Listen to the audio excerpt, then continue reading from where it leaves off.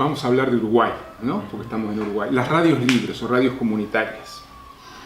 Si vos te querés enterar de ciertas cosas de lo que pasa en Uruguay, por supuesto en otros países más, no vas a encontrarlo en la prensa común, ni en la diaria ni en Brecha. Lo vas a encontrar en las radios comunitarias, en los medios alternativos.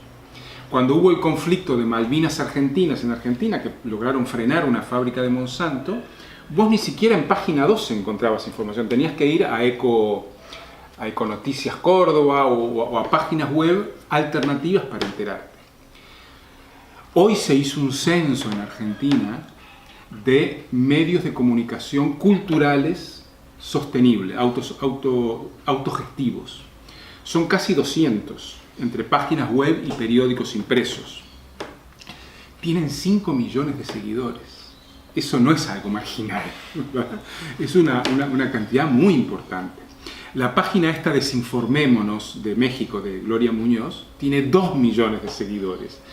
Entonces, nosotros todavía seguimos con la idea de lo alternativo como algo marginal. Y lo que está pasando es que hay 400 fábricas recuperadas en Argentina.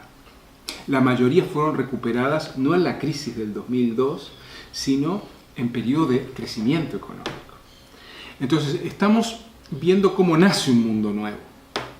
Ahora, si tú le decís que las revistas culturales son la base de la nueva comunicación, te miran, pues este está loco, ¿no? La comunicación es los grandes medios, la Folla, ¿no?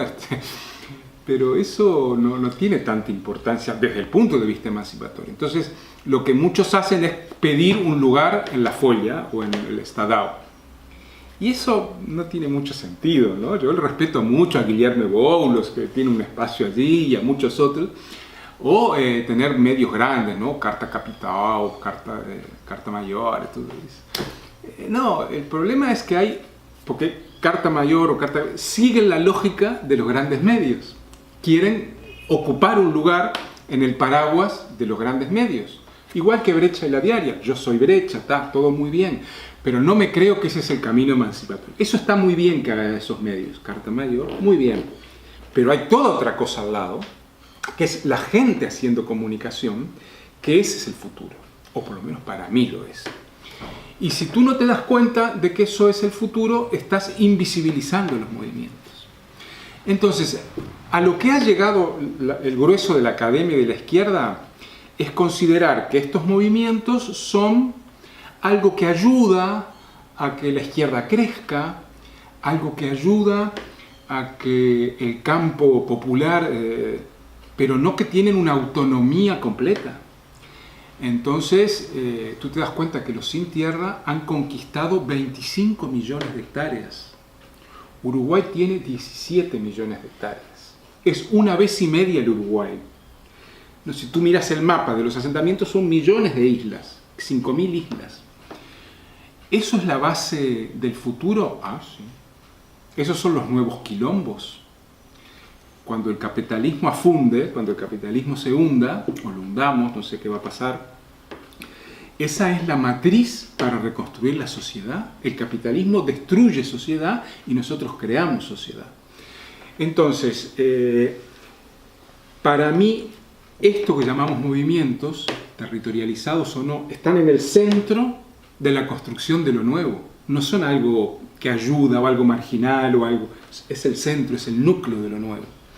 Y si los vemos así, podemos entender que el mundo nuevo ya existe, es pequeño, si esto es todo el tapiz, son algunos trazos, no es todo ya está el mundo nuevo, no, pero ya existe en pequeño. Digo, 5 millones de seguidores, de las que están censadas, es mucho. Además de agregarle las 3.000 radios comunitarias que hay en Argentina, algunas muy similares a las del sistema, otras no, o sea, hay que distinguir ahí, ¿no?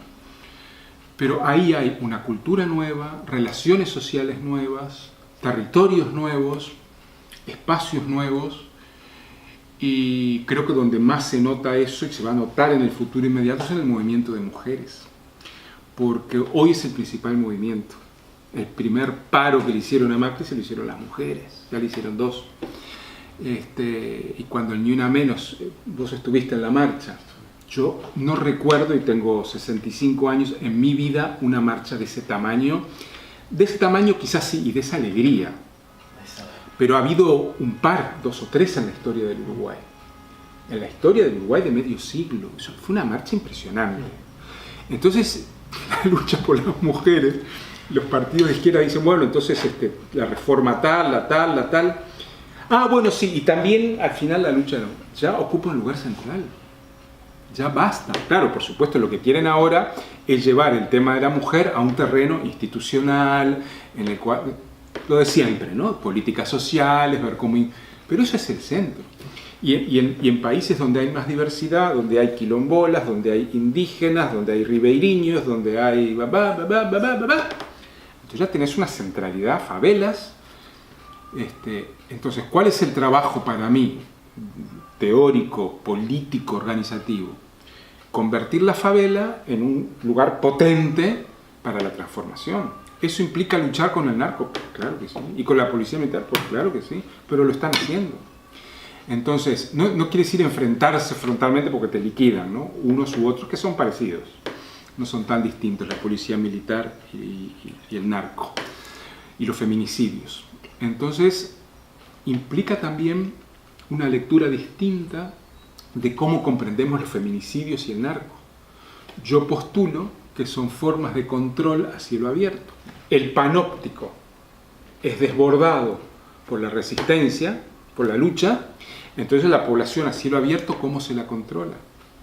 Pues no hay otra forma de controlarla que es a través del narco. Esto es tremendo. Y bueno, en esas estamos.